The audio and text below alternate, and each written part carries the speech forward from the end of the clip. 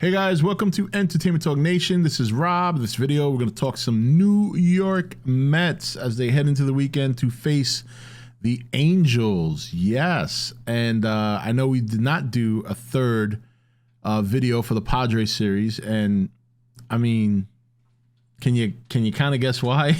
It was a bit of an ass whooping that the Mets took, and they never really put up a fight in that third game, which was disappointing. But while things are feeling a little bit gloomy, you know, because the West Coast trip right now is kind of up in the air in terms of whether or not it's going to be a success, these three games will determine that. You know, we had the injuries to Starling Marte, Pete Alonso, but as I guessed in my last video, they are day to day. And considering yesterday was a day off, that's a good thing. Hopefully we get to see them in the lineup this weekend at some point. Now, interesting enough, the pitching lineup has changed a little bit for the Angels. We were supposed to see Noah Syndergaard on Sunday, and we were supposed to see Sandoval on Saturday, but they're changing that now. It looks like tonight there has been an undecided pitcher to face Tyler McGill, according to what I'm seeing here. And then Saturday, they're going to be facing Michael Lorenzen. And then Sunday, they're going to face Sandoval. So a couple of changes there. So it looks like Angels are putting their best pitcher up for the rubber game. And I guess we're not going to see Noah Syndergaard against the Mets. So that's pretty interesting. Unless he pitches tonight, because it does say undecided for the Angels. But I doubt that, because that means he wouldn't be on 5 days rest. So who knows? I don't know what they're doing. Maybe they haven't updated it at the schedule I'm looking on, and maybe it is going to be Noah Syndergaard Sunday, but we'll see. As far as who we got going, we got McGill going tonight, so that's a relief that we're getting McGill back, and hopefully he comes back strong. You know, we know that his last start was horrendous. I mean, he went from one of the top ERA guys in the league to quickly having an ERA over 4. Because he gave up 8 runs in 1 inning on his last start. And then the previous start, he had some runs against him that weren't technically against him. I mean, he left the runners on base, and I think Ottavino didn't have a great outing, or was it Lugo? Can't remember. But anyway, yeah, so, you know, all things considered, here's the optimism here. The good thing is that despite the injuries, despite the battering they took from San Diego in those 3 games, the Mets at best can salvage a 6-4 trip, and at worst will salvage actually a 3-7. I think the minimum is 500. I'm hoping they take 2 out of 3 from the Angels, and they can come away with a 500 road trip. I'd be more than happy with that. Obviously, a 6-4 road trip would be even better if they can sweep the Angels, but you know, the Angels at least got onto winning ways with Boston last night, but you know, I mean, the Mets still might be missing 2 key people in the lineup. You know, again, Alfonso and Marte are day to day, so you hope to see them in the lineup soon. Alonso did say that he is trying to stay off the injured list, so you know, he didn't want to give a straight answer. Of course, he couldn't. He's not a doctor, but they got to give that time. It's like I said in my last video, you got to give time for that swelling to go down on the hand. So I suspect if he does make it into the lineup this weekend, it won't be till Sunday. But the good thing is, like I said, they had Thursday off. That's all day to rest it, ice it, take any kind of, you know, therapy that's required, medication, whatever, and hope that by tonight, maybe we could see him at least in a pinch hitting role, if nothing else. I think that if he does come back sooner, it'll be at a DH, because if I'm not mistaken, he was hit in his right hand, which is his catching hand. So catching balls at first base is going to be probably tough for him to do. So he might DH. You know, he might just DH, and then we'll see from there. But we'll see what happens. We'll see what happens. I'm sure they'll give updates on Twitter. And we did get those injury updates pretty late yesterday. I was waiting to do a video about it, and by the time the news came out, it was too late. I was already out and about, and my son had his baseball yesterday, and it was an all-day thing, you know, between that and work. So didn't really get a chance. And I, of course, after the Mets being battered, it was very hard to find motivation to do a video on it. So. But even with all that, I'm very optimistic about them at least coming away with a 500 road trip, which I would be very happy with. Now, more good injury updates. It looks like Max Scherzer is actually going to start some bullpen sessions, which is huge. I mean, that's absolutely huge. And if he's starting bullpen sessions now, you're looking at a potential, at least what they're rumoring, is anywhere between the beginning to the middle of July, which is a far cry than what we thought. We all thought maybe early to mid-August because of his oblique. So if that stands to be true, if there's no setbacks and everything goes well, you're looking at a timeline of DeGrom and Scherzer both coming back around the same time.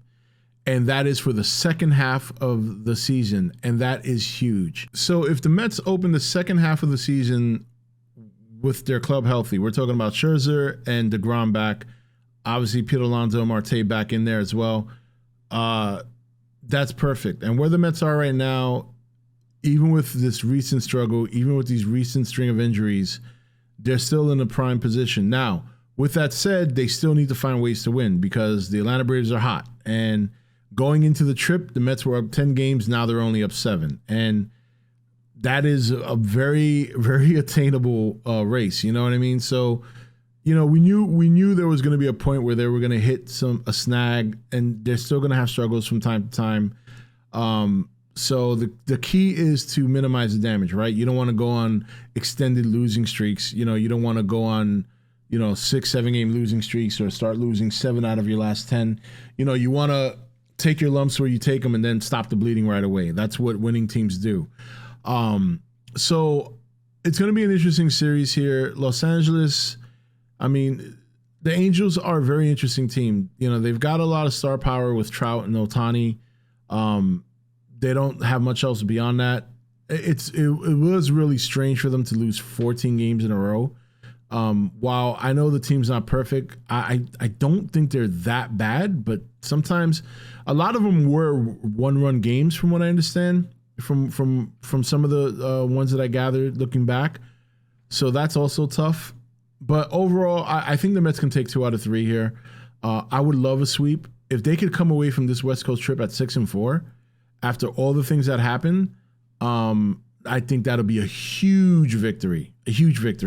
So we'll see what happens there. Now, in terms of recapping these games this weekend, probably going to do it all in one fell swoop Sunday night, simply because I do stream Fridays and Saturdays for those of you who are either new here or for those of you who don't follow my streaming schedule. I usually do Friday and Saturday night streams. They're just general streams that I just take as an opportunity to interact with viewers on the channel, have some fun, tell some jokes, talk about different forms of entertainment, not only movies and shows, but sports now, of course. So I probably won't so I'll be missing a lot of the games as they air. So I'll be recapping the series Sunday evening after their last game with the Angels, which fortunately starts at 7. I do understand also, in case you guys don't know, the game tonight is on Apple Plus. I don't know if that's exclusive or not. And the reason I say that is because I have a VPN.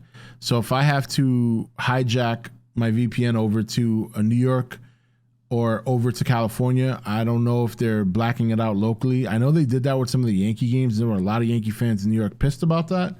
So I'm hoping it's not exclusive to Apple Plus TV, but if it is, then I guess we'll just have to figure that out. You know what I mean? I'll probably just listen to it on the radio.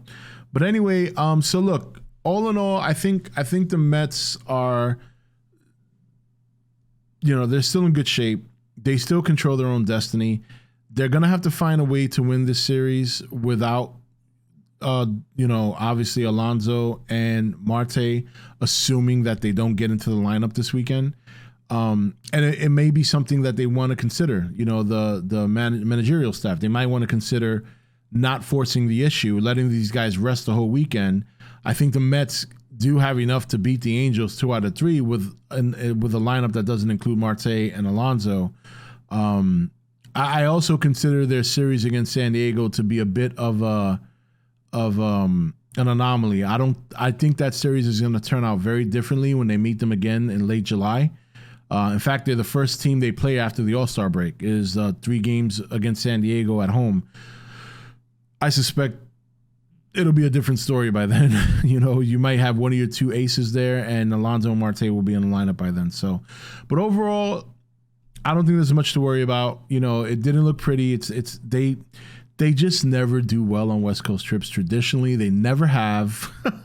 If you've been a Met fan as long as I have, you know that they just, for most of their existence, even some of their winning seasons, they have always struggled on the West Coast. The only time I remember them even dominating the West Coast was in '88. They beat the Dodgers like 11 out of 12. And you know what happened there?